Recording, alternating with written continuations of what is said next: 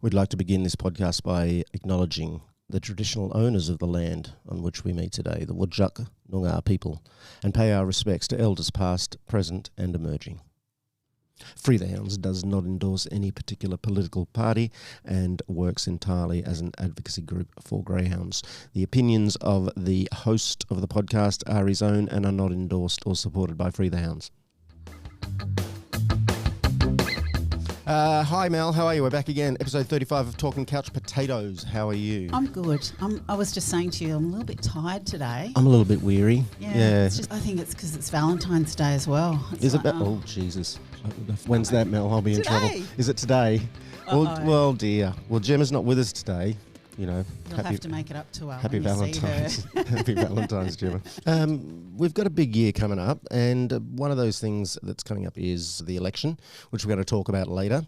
But we've also got a very special guest on the program today that will be very interesting to talk to. It's Brad Pettit. That's right. From the Greens. I can't wait to talk to Brad because he's a huge supporter of the Hounds. He sure is, and it follows on nicely from speaking to AJP last episode, 2 weeks ago.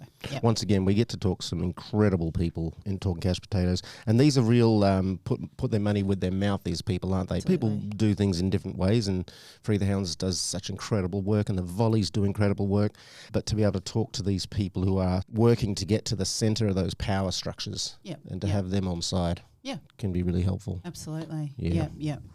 I've got some news for you, Mel.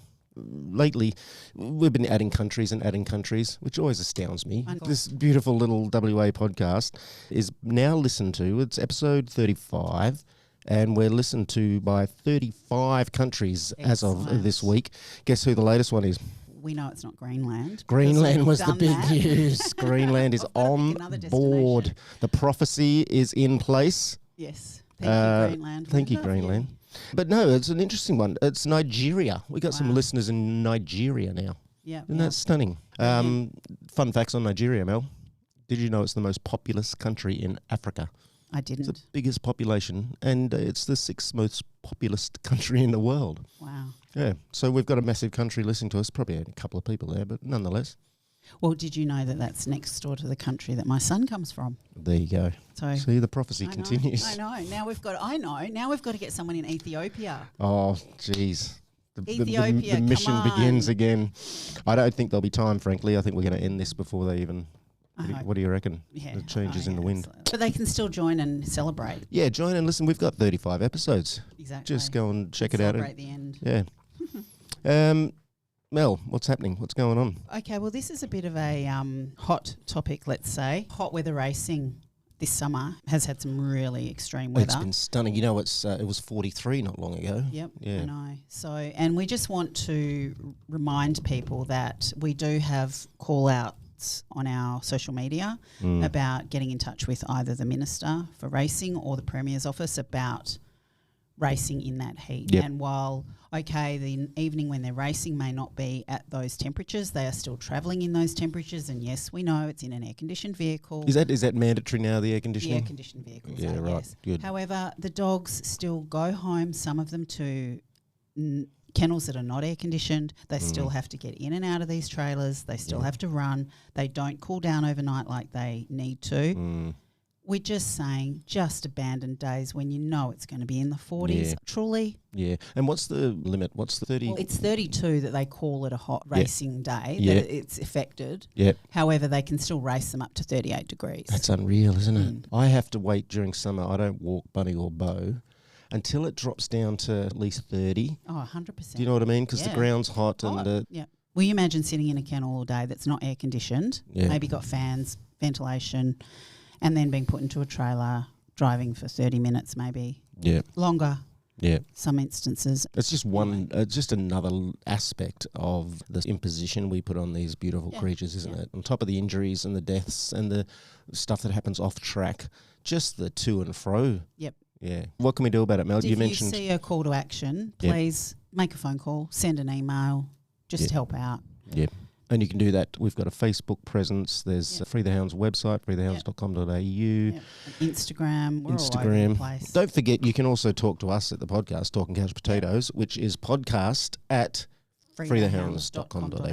Yep. We love to hear from you. We don't hear as much as we'd like to, really. I know we've got a lovely base of listeners now, 35 countries wide. Very good. Come on, Ethiopia. Talk to us.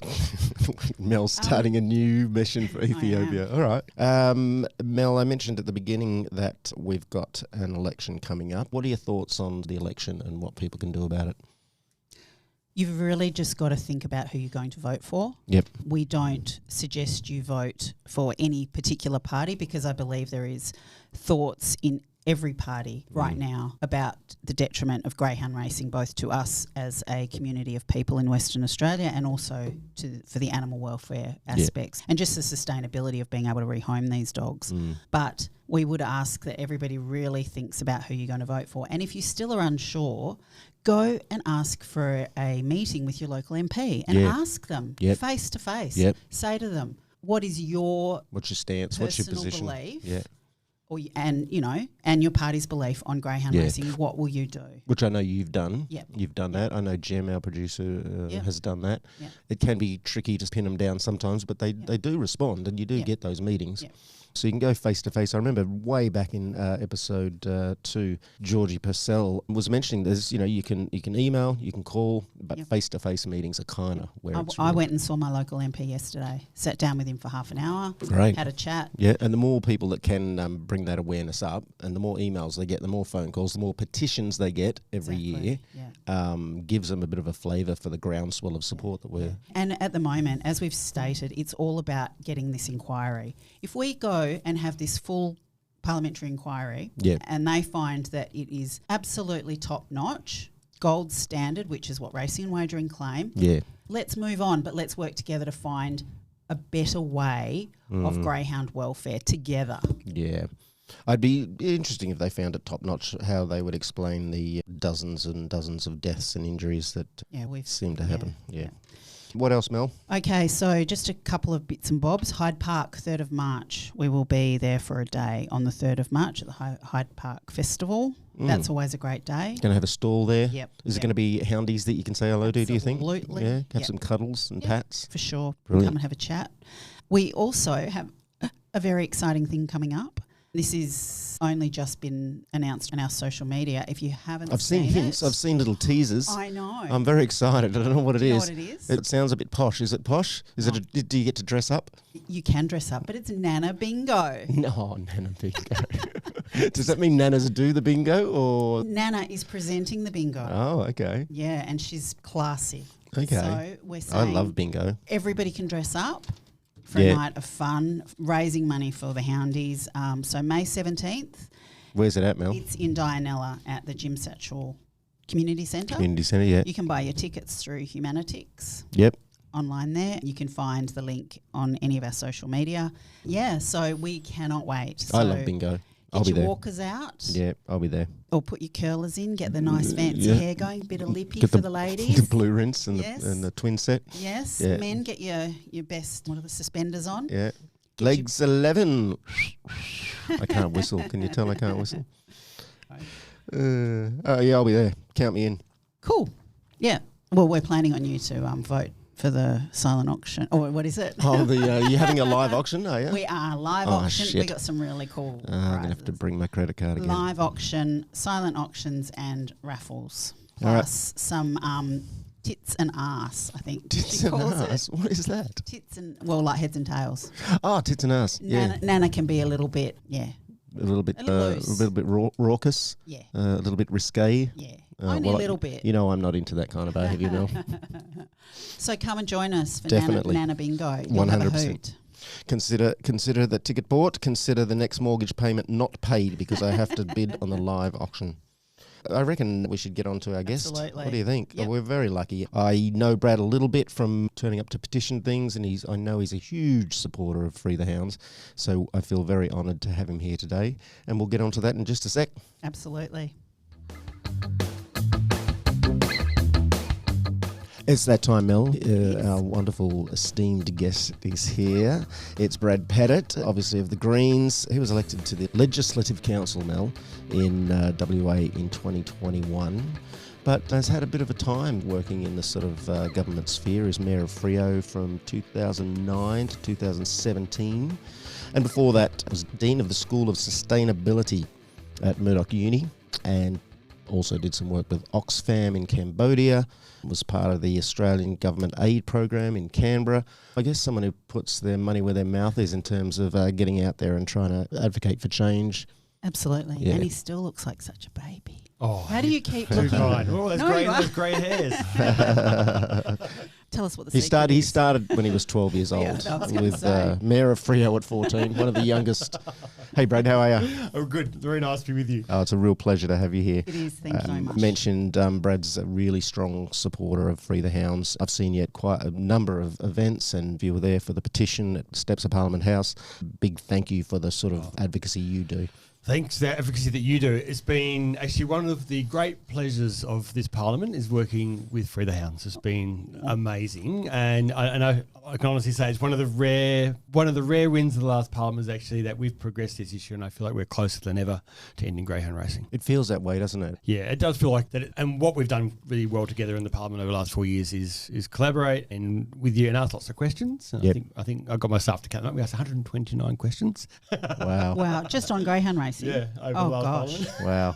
But thanks to you, and I think that's one of the key roles that we can play is actually working together. And Yep. what that's done is shine a light on an industry that's broken. And I must say it's been one of the rare occasions where we've seen Labor, Liberal and Green work together, and the committee process allows this. So we're all obviously on the estimates committee, have actually worked together to ask questions, to shine a light on the issue. And I think to get to a point where the Parliament now is probably ready to do a proper investigation on this. Right. And I think that I hope that's one of the first things that we can do after the election in March this year. Yeah, that'd Brilliant. be great. I mean, that's really what Free the Hounds wants. If you guys do a full inquiry and it's seen to be as good as it's going to be and some things can be changed and we have to continue with it, so be it. But let's make sure the welfare of the dogs and the community from a gambling perspective are taken care of without just continuing it as it is. Yeah. No, look, and I think there's a sense it's got to change. It feels so broken. Yeah.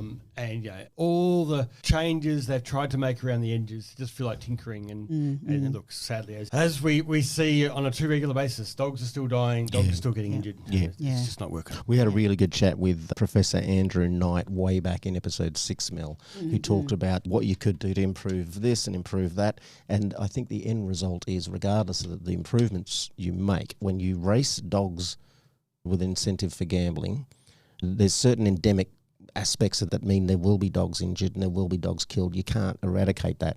And so from my perspective, if you can't eradicate these beautiful creatures dying so people can put a punt on, it's no longer relevant to a modern society, surely. Yeah, absolutely. Brad, thanks again for the work you're doing with Free the Hounds, because I know, Mel, we call her Maleficent. She's a bit... It's because I look like Angelina Jolie. And She's extraordinary. I must say, the amount of work, Mel, that you do is mind-boggling. And I don't know when she sleeps, Neither do I. honestly. Yeah.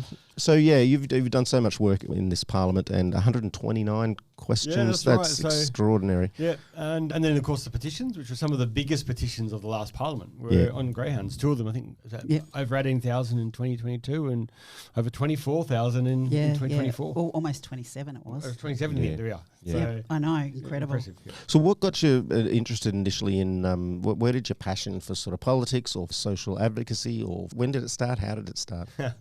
Good question. Actually, one of my earliest memories about realising that I was interested in this was, I reckon it would have been about 10, and my great uncle at the time was asking me, as great uncles do, what do you want to do when you grow up? And I just innocently said, I think I want to be a politician. And I just remember him just cracking up laughing, telling everyone in the background laughing, and everyone thinking it was the most weird answer. I was like, why is that? It is pretty weird for a 10-year-old, Brad. It's pretty weird. A fire truck driver. That's right. But I think I remember even back then, realising, or watching the news and things, that the people who made the decisions around the kind of place and society we live in and made change happen were people who were in Parliament. Yeah. And that idea was always in the back of my mind, but I actually probably, I did my PhD in international aid and sustainable development, and probably imagined more I'd be an aid worker or an academic, and that was certainly the first part of my career. But I got back into politics through being the mayor of Fremantle for a bit over a decade, which I loved. That was a fantastic job. And then what I realised is that at the local level, you can do lots of good things, but at some point you hit a ceiling around. There's laws and regulations that just stop good things happening. Right. So I could stay in local politics and whinge about that, or I could actually step up and see what you can do and try and make some of those changes. So. Look, it's been challenging the last 4 years. It's been hard to have an influence in a parliament where Labor have controlled both houses, but that will change after March the 8th. And so I'm looking forward to that, and looking forward to hopefully having a parliament that can collaborate and actually get things done and make some changes that just need to be made. On a personal note, Mel, I'm not sure if Brad's even aware of this, but I can attest to Brad's loyalty to his community, and being Mayor of Freo, Gemma's dad, Rob Fittock, passed away not long ago, and I was surprised to see Brad there to pay respects and to join the I guess it was more of a funeral party for Rob, wasn't it? That was one of the funniest funerals I've ever been to. And I'm putting funny and funeral together. Doesn't happen very often, but there's not very many Robs, is there? Yeah. But that was a real celebration of that man, and in his life, But look, Freo is a great community, a progressive community that kind of wants to get stuff done. Yep.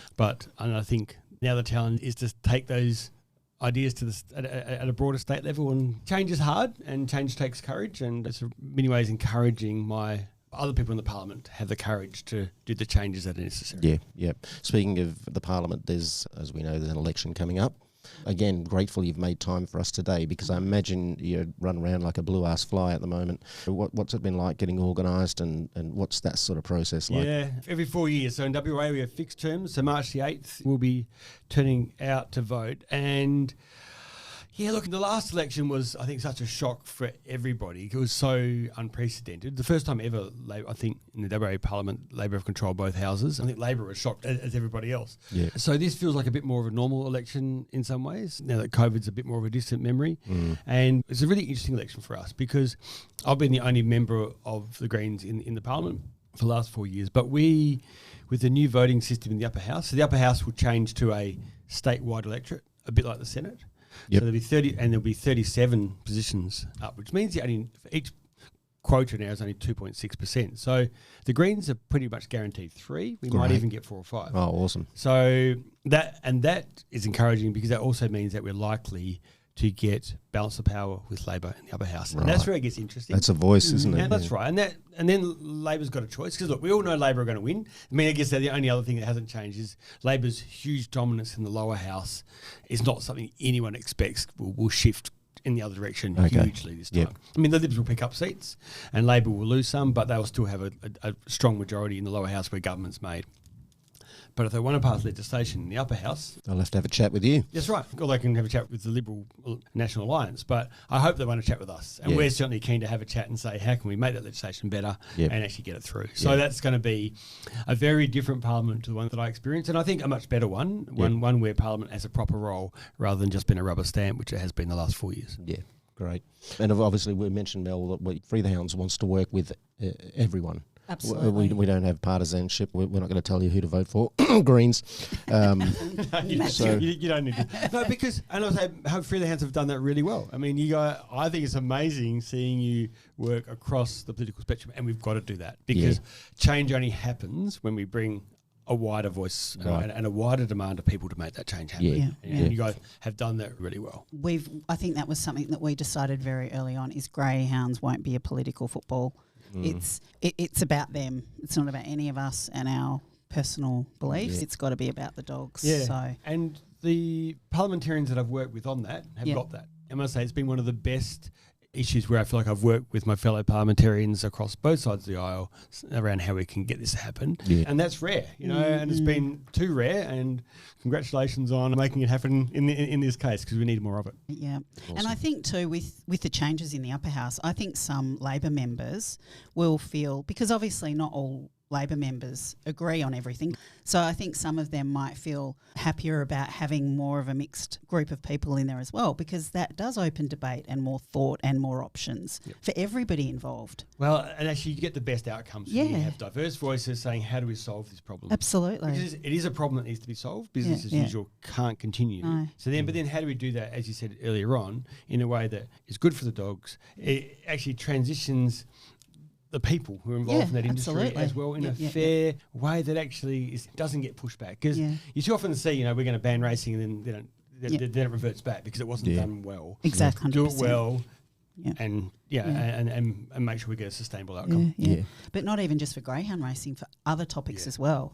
There's so many different issues that I think members from other parties would agree with if it was more of a mix and more voices and more collaboration. That's why the balance of power situation will be much more interesting this time. I actually honestly think it will make for a better parliament, because Labor's been surprisingly cautious. Because I think they actually realised they had this extraordinary power. Yeah. Look, and they could have gone two ways with it. They could have overused that and rammed stuff through, and they largely didn't do that, in fairness to them. But they actually went too far the other way, in my view, and didn't want to have the debate, didn't actually put much change through at all. So we almost saw a parliament that didn't do a lot, given it could have done pretty much what it wanted to. That's surprising to hear, because you've got a clear mandate and you've got power base to enact that mandate, and sounds like they could have sat on their hands a little bit, perhaps. Yeah. Where the consequences have changed in many ways, because if it's only, I think that was part of the internal dialogue. Anything Labor did was it came back to them, right? And only them. Okay, because they makes did. sense. But if they've got to negotiate with us, then we will take some of that pain that always comes with change. Exactly. All right. That sounds good.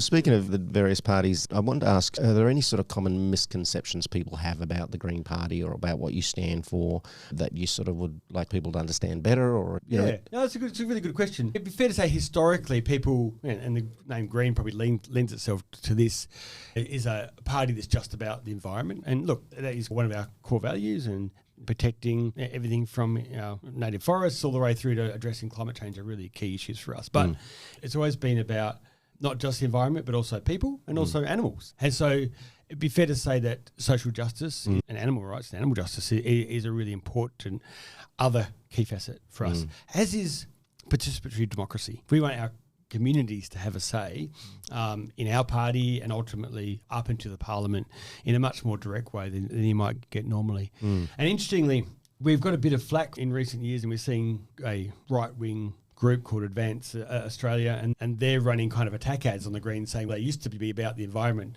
and cuddly, and now they're really about social change and social justice. I'm like, yeah, we are. That's right. Guilty as charged. And we're proud of that. You can't have a sustainable planet, a sustainable environment, unless you actually have a community also that's been properly looked after and addressing some of those underlying inequality and social justice issues as well. Absolutely. And as a party grows or through the years, you're going to have new people coming in. You're going to have new ideas. That's the whole point of a party. I mean, look at the US.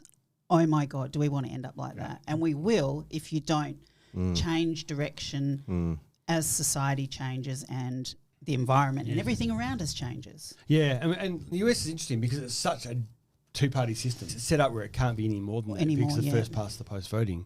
But we're lucky because we've got multiple parties, and we've got ourselves as a third party, but you've also got others, like you've got the Nationals, you've got the Cannabis Party, you've got a whole bunch of other smaller parties. And I think that's healthy. Absolutely. For democracy. And frankly, the more of that, the better. And coming back to what you were saying, Mel, about parties change. Yeah, that's right. And Advance were criticising us for saying you're not the party that you were 15 years ago under Bob Brown. I'm like, if we were, that'd be a problem. I was going to say. You haven't stagnated. Exactly, yeah. And that's the issue, that some people, do stagnate and don't change or move forward. And that aspect of, I had social justice in my mind as you were speaking. How could you sum up sort of the Greens as not just a party of environment, but actually social justice in all the various colours that comes in? I think that fits so nicely, and maybe why working with Free the Hounds works so nicely, because some of the major parties are more economics focused, business focused. So I like the idea that the Greens are coming at it from not just, you're not immune to the needs of the economic system, but not at the price of social justice. Yes, that's right. Yeah. And I honestly think, I am really concerned about where society is going at the moment. We do have this growing gap between rich and poor. We have a real sense of a lot of people being left behind in our community. And you mentioned the US before, and there is a real danger that we end up in that space in 20 years' time unless we get in front of it now. Because something that really sticks with me, just before I finished being mayor in about 2019, I went to LA and I met with the mayor there, and this time they had almost 50,000 people living rough on the streets. So she looked out from the mayor's office and you could just see lines of tents down the street. Yep. And she said, 10 years ago we didn't have that. And my one bit of advice to you is get in front of this, give people housing, give them homes, make that a priority now, because us undoing this now is almost impossible. Right.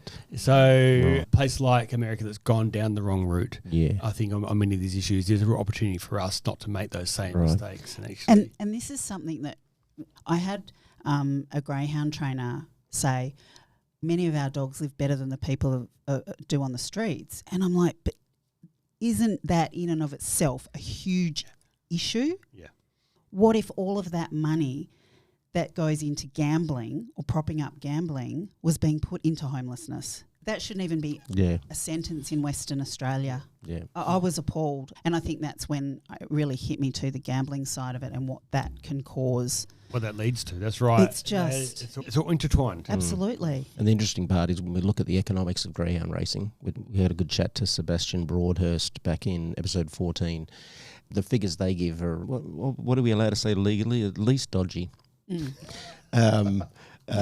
dodged up a bit, the figures that the company they used to do it. And if you look at it, there's a tiny handful of people in WA, it's maybe 20 odd people who actually rely on this economically. Yes, that's their income. And if we compare that to the gambling aspect, that is pervasive, the danger that causes, let alone the welfare of the greyhounds. It seems like a fairly easy calculus to me. And if you plan, as Free the Hounds have done, a transitional phase out that supports those people that need supporting while we move away, it just seems like a no-brainer. It's hard to fathom why we want to continue. You need I've said it before, someone with the bigger kahunas to say it's done. Yeah, that's right. Sorry, it is going to be about courage. Yeah, it takes courage because, look, whenever you do change, the vested interest will come after you. Yeah. And they've always got money. And you've got to be ready for that. Yeah. But that said, the right thing to do is a right thing to do, and people will back you in if you do the right thing and you explain it properly. And Absolutely. Do it well. And there's community support, isn't there? This isn't an issue that's divisive in the community. So you've got that as well. Yeah.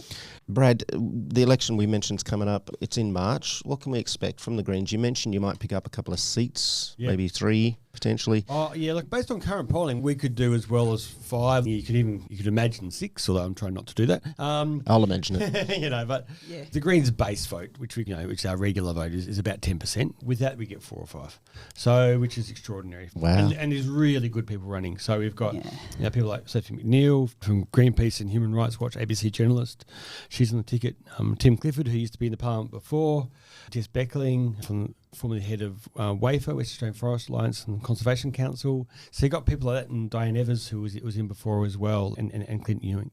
So we have a good team, and I'm hoping as many of those people as we can join me. Look, because what that means is that instead of me being able to ask 1 or 2 questions a day, we can ask 5 or 6 questions. Right. So 129 greyhound questions turns into 700, and my maths isn't. Yeah, that's right. And instead of being able to introduce like 1 or 2 bits of legislation a year, you can times that by 4 or 5, so you can really start to make some changes. So will you be the leader of the Greens? We'll work that out as we get closer to the time. Look, I like the idea of empowering my colleagues as much as possible, but we will need a parliamentary leader because the way the parliament works, we'll work that out after the election once we know who's in place. Yeah. Yep. And we can't endorse or advocate for any particular party to vote for, Greens, but definitely do your research and see what they. Please look at the policies, and look. That's one of the key things for us is just wanting people to get engaged. Because often I think to ourselves, if people knew about the policy of each party, then the people's votes would shift. And I think the political disengagement is often the biggest challenge that we've got. Right. You've got your core base of voters, and I think once you're a greenie, you're a greenie, I think. You rarely sort of sway. What about the people that are sort of maybe a little dissatisfied or a little on the fence? Yeah. Look, and you're right. There is a core group of supporters, but what I really hope happens this election is that there must be a whole bunch of people who voted Labor last time, and look, are just disappointed. And I would say to them is, this is an opportunity. You know you're going to get a Labor government still. That there's no way that can't happen. That's a done deal. That's done. Yeah. So this is a really good opportunity to not put Labor first and put, I would argue, the Greens first. But if you care about issues like really addressing climate change, like actually properly addressing the housing crisis, dealing with issues, from greyhounds issues to forest issues. If you're passionate about these issues and you want someone who can push Labor to be better, that will be our role, and give them the courage to make some of those hard decisions that they haven't been willing to make so far, then this is a good election to do that. Yeah. So I guess that's my pitch, and especially in the upper house, because that's ultimately where we need that balance of power to actually bring Labor to the negotiating table. Yeah, it reminds me of conversations I used to have with my dad and when I started voting in a particular party, Greens, and he would say to me, "Well, they're never going to be in power. You're throwing your vote away because they're not going to be in power." And actually, it's bringing in that voice that pushes the power structures. That's what you can do. And you can't throw your vote away. It's preferential voting. Your vote will still go to whoever your preference. So you're not throwing your vote away. In fact, you're giving your vote more power because it's saying more than just one thing. It's saying, look, I want Labor, but I want them to be better, so I'm putting these parties first to do that. I want some accountability. Yeah, that's right. So I actually think it's actually giving your vote a stronger argument and a stronger voice than it would be by just putting Labor number one and knowing they're going to get in anyway. See, Dad? I was right. Yep, absolutely. Yeah. This has been an awesome chat. I wish we had longer. I get a bit sad when... But Brad's probably got 17 other things to do today before... got a few other things, but hey, this has been really nice. And it's a nice way to finish up a really wonderful 4 years of working with Free the Hounds, and I'm looking forward to another 4 and beyond of actually making it happen. I did want to ask you one thing on air. Are you still going to be taking care of the greyhounds? Will that be your role still? We will negotiate that. I'll be arguing for it. I mean, I know there's a couple of other of my colleagues who would love it as well, so there'll be a bit of an arm wrestle. But certainly, I hope whether I have that portfolio or not, I will be continuing to work on it in some way. Brilliant. Because we'll get to talk to you again. We are so grateful for your help and guidance, and your team in Freo are brilliant. We've got some of my team in Freo have greyhounds themselves, and very very very passionate. And I'm looking forward to doing more on it. Yeah, brilliant. And you just try and get some rest between now and then if you can get any. No, it's not on the table. Not the plan, no. It's just non-stop between now and then, right? Pretty much. Yeah. And then you can have a rest. Although there'll probably be a federal election just after. Oh, true. I know. Yeah, well, don't get a rest then, but take care of yourself. Thank you. Thank you so much. We'll have our fingers crossed for a fair election that brings some real sort of social justice change to this state. I can't tell you which party's best placed to do that. Again. But Gemma's going to have to be editing all these bits out. Thanks, Brad. Thank you very much. Thank you so much. Mel, what another great episode, honestly. As I said, I've known Brad a little bit here and there, but never had a chance to have a good D&M with him. What a wonderful human being, what a great advocate, what a rare politician. I know. He's just a good person. And his heart's in the right place. You can tell he's not in this for the political glory and fame, and he really wants to reach across the aisle and work with Labor, work with the Libs, work with whoever he has to. And 129 questions in Parliament on greyhounds. On greyhounds. Jesus Christ. I didn't realise it was that many. He could be my new favourite guest. I don't know. I'm not sure. Thank you so much, Brad, for that. Thanks for everyone for listening. Thanks for Nigeria for jumping on board. Woo-hoo. Don't forget all the stuff that's coming up. As Mel mentioned, you got Hyde Park 3rd of March. The fundraiser, the bingo, Nana Bingo. 17th of May, I'll be there. Shine up those walkers. Bring your credit card with you if you want a bid against me for the live auction, because I'm a bit of a dog after a bone with those things. Pardon the pun. Thanks, Mel. That was good fun. Keep listening, everyone. We'll see you next time on Talking Couch Potatoes. Keep listening. And happy Valentine's Day, lovers. Happy Valentine's Day. Keep listening so we can release the hounds.